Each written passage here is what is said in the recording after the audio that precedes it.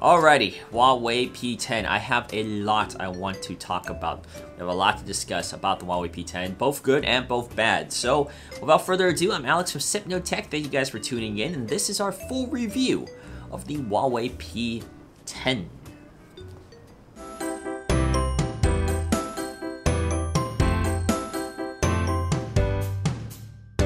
When you first set eyes on the P10, you are instantly bewitched with the device. This is as business clean as they come, and it isn't just all about fancy hardware. The P10 is also packing a high silicon Kirin 960 chip with 4GB of RAM. That is a flagship level package from Huawei in 2017. Running on Android 7.0 Nougat skin with Huawei's EMUI, this is more of the same if you've ever used any Huawei device with EMUI 5.1. It is one of my favorite skins at the moment due to the refinement in the overall experience of the skin. If you like stock Android, you'll feel right at home here, but if you also like a more TouchWiz style skin, well, you'll also feel somewhat natural here too. It's a good mid-ground. Now, the display is not a good middle ground. It features a 5.1-inch 1080p IPS screen with 432 ppi and Gorilla Glass 5 protecting it. It is perfectly acceptable. Colors are a little cool to my eyes, and it is noticeably not as sharp as many other flagships up there right now. But that isn't a substantial difference. Where this is a head scratcher is the decision by Huawei not to have oleophobic coating on their flagship phone's display. That means fingerprints are going to stick, so be sure not to remove that pre-installed screen protector. Also not in top shape, the bottom firing speaker. The audio sounds muffled and don't provide much bass at all. Not that satisfying to listen to. I totally you have these expectations, yeah. And to be honest, you don't need to have those expectations. You can have a great user experience. The Fingerprint Scanner, though, is top of the class. Quick and accurate, it is one of the best I've used to date. Just wish it was on the rear side, but that is a personal preference. At least the scanner is decent size, unlike the really narrow ones on the HTC U11. This sensor also has a dual purpose as an all-in-one navigation control. It can be your recent app, home, and back button through a series of swipe actions if you wanted to. My absolute favorite thing about this phone is the feel of it in your hands. The size of this is in my ideal ballpark. The material is unique and feels nice to hold for long periods of time. Made with aluminium and a sort of vinyl feeling back, I can honestly say I have not held anything like this before, and I really like it. Whatever it is they decide to do for the back, it is working. There are hundreds of smooth back phones out there made with aluminium or glass, so they slip like crazy. This is a welcome standout. The P10's battery life relies on a 3200 mAh battery. That actually is a decent size for this phone. The numbers are pretty good. With heavy use, I racked up 3 to 4 hours of screen on time consistently with a 12+ hour day. It won't blow you away, but it will hold up for a majority of people. Now, performance is something of a mixed bag. It runs all the modern apps and games you want it to, but not always with the most satisfying results. I noticed slower load speeds and occasional hiccups when navigating through the typical Android routine. I get LTE on T-Mobile here with the P10. My Wi-Fi and mobile data, however, seem to drop in and out more often than I would like. I get this isn't a US released phone, but I did not run into any of these issues on an Obsidian Mate 9, which also had the same bands and was on the same network and Wi-Fi spots. It might be due to antennas or other hardware parts, but I did not feel like it was as good of an experience as it really should have been. You know, something I was really disappointed about was internally, the Huawei P10 basically has the same specs as the Mate 9, the Huawei Mate 9. And we reviewed that on the channel, and I had really good things to say about the Huawei Mate 9. I thought it was a very high-performing phone, very great experience. The user experience was terrific on that device, and I highly recommended that device. And I was expecting more of the same here. And I'm shocked even to say this right now, that I did not get that experience here. And in fact, this is a degraded experience compared to the Huawei Mate 9. Make no mistake about it, though, this is not a bad phone. It's just when compared to the Mate 9, and looking at the spec sheet once again, you would think that it would be close to what the Mate 9 was. And there's a lot of things on here that we're going to talk about that we've already been talking about.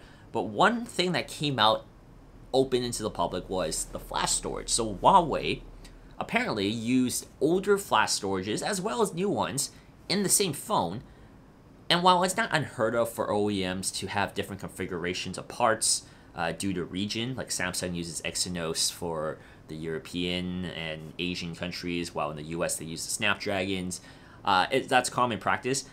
What Huawei did here was somewhat different. And while they didn't necessarily lie to the consumers, they weren't really forefront and upfront with being transparent. They weren't being transparent with their consumers as well until news broke out, and then they finally admit to it.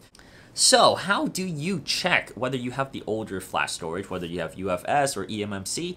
I'm going to tell you next, so stay tuned.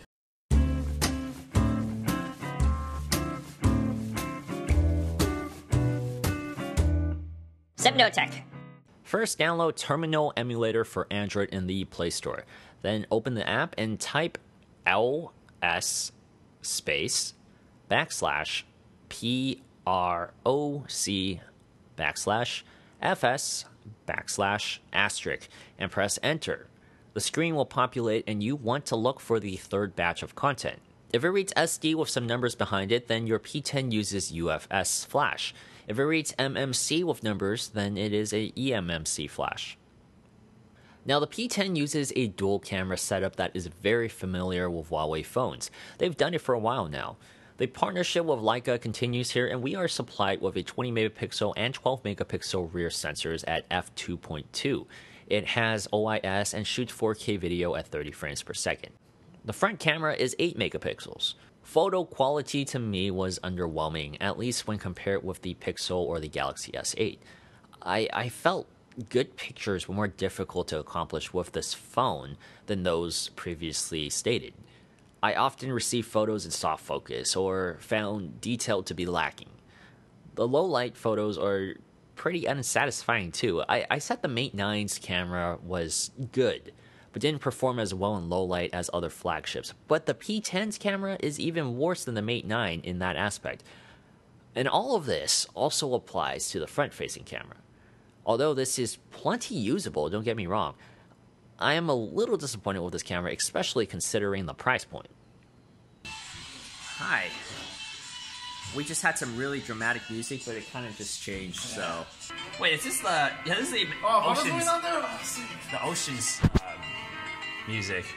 I wanted to state this again, but the Huawei P10 is in no way a bad phone. It's still a flagship level device. It's just when compared to the Mate 9, as I stated earlier, I'm left a little hanging there because the Mate 9 offers some great stuff and great performance, great, just all around, it's great.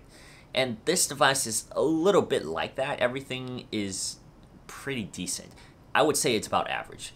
What you're expecting from a flagship phone, you're gonna get that to a certain extent on across the board. Camera is okay, performance, it's okay, battery life is okay, everything is just okay. Nothing really wows me, nothing really stands out. They don't do anything better than anybody, and that's where I'm slightly underwhelmed, because at least on the Mate 9, the battery life was really absurdly crazy, and performance was really smooth. I would actually say the performance, not benchmarks or anything, just everyday use, it compared to all the devices I've used, all the flagship devices, the OnePlus, the S8, it just matched its performance from the naked eye test, you know. The P10 doesn't really do that. It's noticeably slower than the other devices.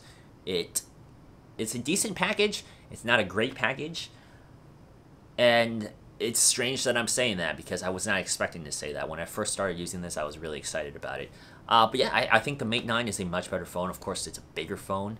And I really wish that this was basically the Mate 9 in a smaller body. And it unfortunately is not. So, those are my thoughts here. Thank you guys for watching. I'm Alex from Hypnotech. Let me know if you have the Mate 9 or the Huawei P10, what your experiences are of that. Some of you have asked me to compare the Mate 9 and the P10, and we have kind of done that in this video. That was the standard I got before I reviewed this, so I highly compared this with that, especially since the spec sheet was pretty similar. Let me know what you guys think of the two devices, and I'll see you guys next time.